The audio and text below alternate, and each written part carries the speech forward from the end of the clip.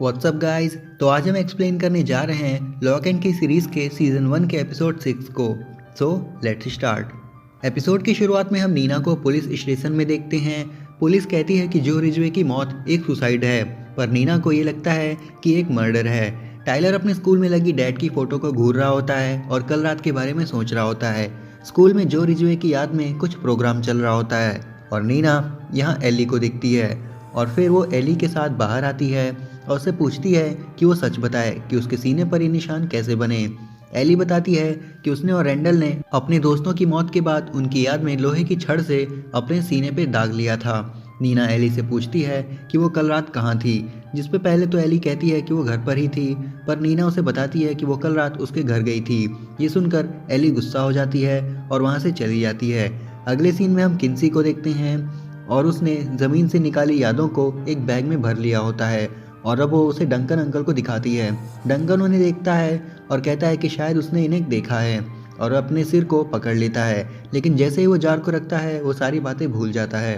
उसे ये भी याद नहीं रहता कि किन्सी अभी भी उसे कुछ दिखाई थी और किचन में चला जाता है। टाइलर के घर आने पे किन्सी उसे सारा इंसिडेंट बताती है और उसे एक याद दिखाती है जिसे डंकन अंकल बहुत घूर के देख रहे होते हैं। उसमें रैंडल और उसके फ्रेंड पास के सी केव में जाते हैं और वहाँ एक ब्लू लाइट होती है।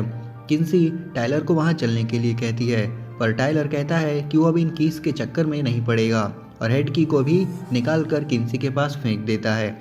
अगले सीन में हम देखते हैं कि किन्सी अपने दोस्तों के साथ अपनी फिल्म की शूटिंग के लिए सी केव में जाने को कहती है।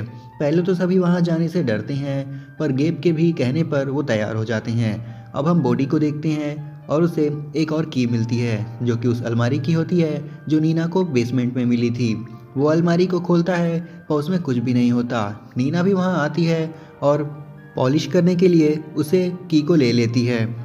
किन्सी सी केव में जाने के लिए टॉर्च ढूंढ रही होती है, तभी नीना को पुलिस का कॉल आता है और नीना पुलिस स्टेशन में जाती है और वहाँ पे इंस्पेक्टर डैनियल बताते हैं कि ये एक सुसाइड था और अब ये केस सॉल्व हुआ है और वो नीना को एक बॉक्स देते हैं जिसमें जो रिजवे के घर से मिली फोटोज और चीज़ें थी।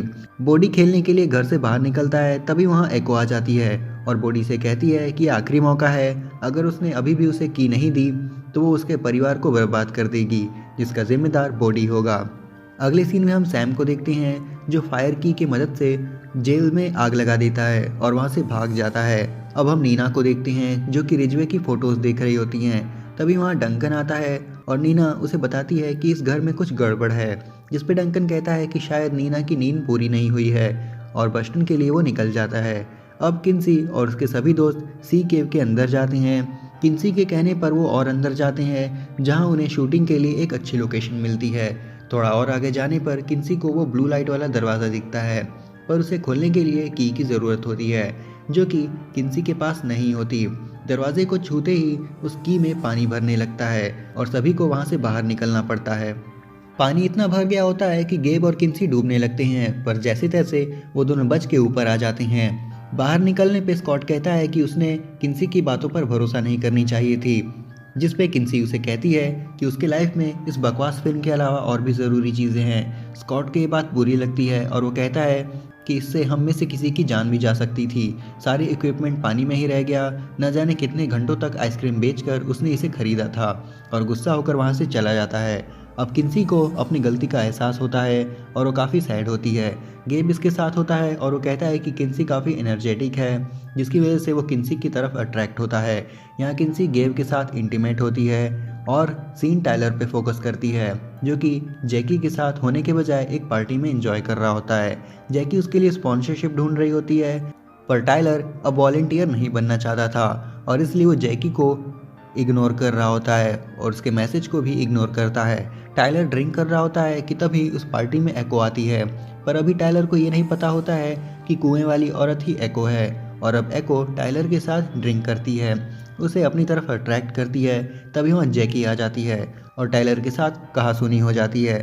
अब टाइलर पार्टी से बाहर आ जाता है और एक दुकान पर जा रहा होता है। एको वहाँ भी पहुँच जाती है और एक बॉटल विस्की ली होती है। अब हम बॉडी को देखते हैं जो कि किन्सी से बताता है कि वो वेल लेडी वापस आ गई है और वो आज किन्सी के साथ सोएगा। किन्सी कहती है कि पहले उसे बेसमेंट से बॉक्सेस लाने हैं और बॉडी मान जाता है। वहीं दूसरी तरफ टाइलर एको के साथ होता है। यहाँ हमें पता चलता है कि एको का असली नाम डॉज है। वो टाइलर को कार में बुलाती है। यहीं से सीन डंकन पे फोकस करती है, जो कि अपने कार से बस्टन के लिए निकल देता है और हम देखते हैं कि सैम झाड़ियों में छिपा होता है और उनके जाने के बाद वो बाहर निकलता है और यहीं हमारा 6th एपिसोड ख़त्म हो जाता है। उम्मीद करता हूँ कि आपको वीडियो पसंद आई होगी और अगर आई है तो उसे लाइक और शेयर कर देना, चैनल को सब्सक्राइब कर देना। मैं मिलता हूँ आपसे नेक्स्ट वीडियो में, तब तक के लिए सायोनारा।